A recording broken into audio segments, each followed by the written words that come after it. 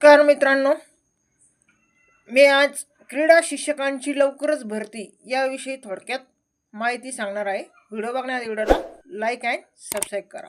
चला तर खेलो इंडिया सारख्या स्पर्धांमध्ये महाराष्ट्र देशात दुसऱ्या क्रमांकावर असून या खेळाडूंच्या मागे क्रीडा शिक्षक समक्षपणे उभा आहे.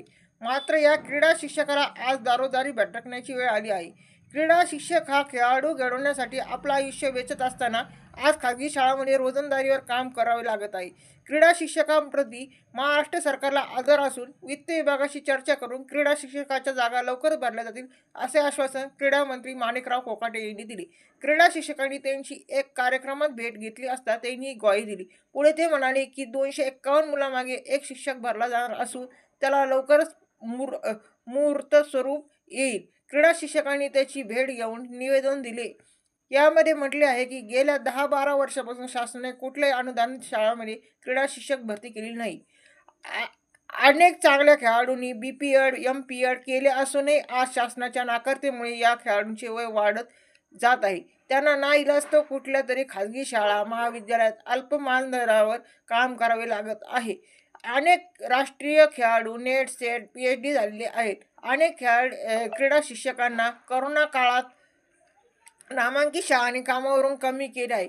अशा परिस्थितीत काम करीत काही खाजगी कंपनीत काम करीत चरितार्थ चालवला आहे. आता यामध्ये काही क्रीडा शिक्षकांचं काय म्हणणं आहे ते आपण जाणून घेऊया. 2016ला डॉक्टरेट मिळवली. अनेक कॉलेजेसमध्ये मुलाखतीसाठी गेलो, परंतु त्या ठिकाणी अगोदरच जागा भरून ठेवल्या होत्या.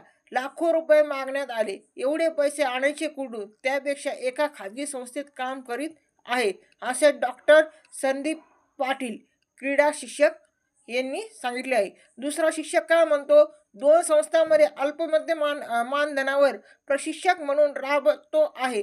अजूनही वेळ गेली नाही. 2013 पासून सरकारने क्रीडा शिक्षकांची भरती केलेली नाही. आमच्यासारखे प्रशिक्षणाला न्याय द्यावा.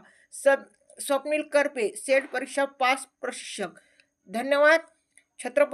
बिडकीन, छत्रपती संभाजीनगर.